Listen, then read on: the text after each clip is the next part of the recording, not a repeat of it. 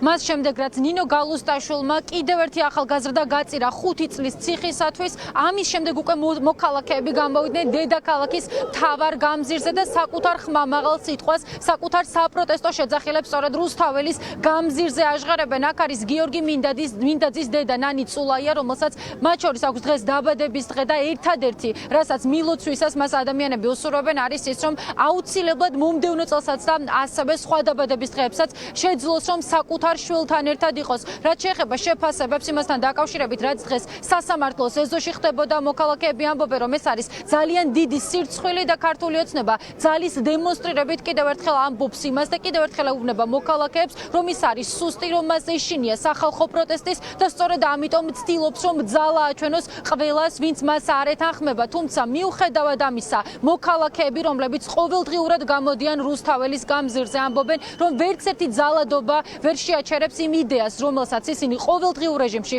ქუჩაში გამოყავს, ამიტომ იქნებიან ისეთივე მხნეები, როგორც მომდევნო პერიოდის განმავლობაში, როგორც აქამდე და ამბობენ, რომ აუცილებლად ყველაფერს გააკეთებენ იმისთვის, რათა დემოკრატიულად და არაძალადობრივად შეეწინააღმდეგონ ბიძინა ივანიშვილს გუნდს და თავად ივანიშვილს.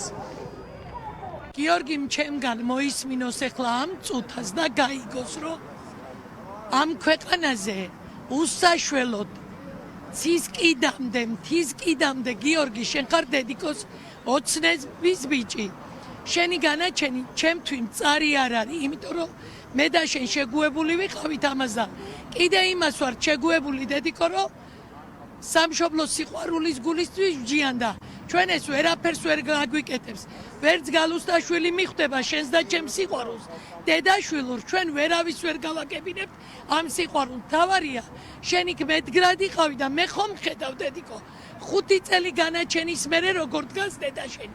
სულ ასე ვიდგები, იმიტომ რომ მაგარი ბიჭის, მაგარი ვაჟკაცის გიორგი მინდაძის დედა ვარ. ქართული ოცნების სასამართლო რეალურად წარმოადგენს და გვეუბნება იმას, რომ ამ ქვეყანაში სამართალს განაგებს მხოლოდ და მხოლოდ არალეგიტიმური ხელისუფლება, ბიძინა ივანიშვილი და ირაკლი ყობახიძე და ეს ადამიანები უსწორდებიან მათ შორის პოლიტპატიმრების ოჯახის წევრებს, ახლობლებს, ახალგაზრდებს, ბავშვებს, ქალებს, მხოლოდ და მხოლოდ იმის გამო, რომ უსამართლობის წინააღმდეგ იბრძვიან და ოცნება არის ავტორიტარული მმართველობის ხელისუფლება და ერთადერთი გამოსავალი არის ამ ხელისუფლების მოშორება. აუცილებლად მათი რეჟიმი ძალიან მალე დასრულდება და თითოეული ადამიანი, ვისაც მიუსაჯეს, არც ერთ არ დავტოვებთ არც მათ ოჯახებს. თან დღეს გიორგის დედის, ხაბატონი ნანის დაბადების დღეა და ნახეთ რეჟიმა როგორი საჩუქარი გაუკეთა და არ ვაპატიებთ ოჯახების გამწარებას და ზოგადად ახალგაზრდების ასეთი ცხოვრების დანგრევას და არ დაუშვებთ, რომ მათ ის მოუვიდე და პირიქით დარწმუნებულია, რომ ძალიან მალე ჩვენს გვერდით იქნებიან და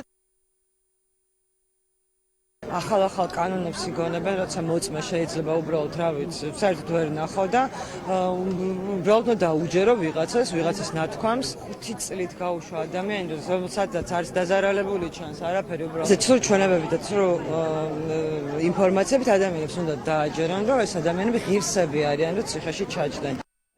ნინო გალუსტაშვილი ყველაზე საბრალო ადამიანია, რადგან მას არ გააჩნია მორალი. სწორედ ასე აფასებენ დღევანდელ გადაწყვეტილებას აქციის მონაწილეები. უამინდობის მიუხედავად დედაქალაქის მთავარ გამზირზე უფრო და უფრო მეტი ადამიანი მოდის. აქ მათ შორის მთის ხალხის დაორგანიზებული მარშიც მოვიდა საბოლოო ჯამში კი. ყველა მოქალაქის მთავარი პოზიცია, ვინც ახლა დედაქალაქის მთავარ გამზირზე იმყოფება, არის ის, რომ ბრძოლა უნდა იყოს უკომპრომისო, ის უნდა გაგრძელდეს ბოლომდე, რადგან ქართულ ოცნებას არც ერთ შემთხვევაში არ უნდა აპატიონ დედებისათვის შვილების წართმევა და მათი მრავალი წლით ციხეში გამოკეტვა.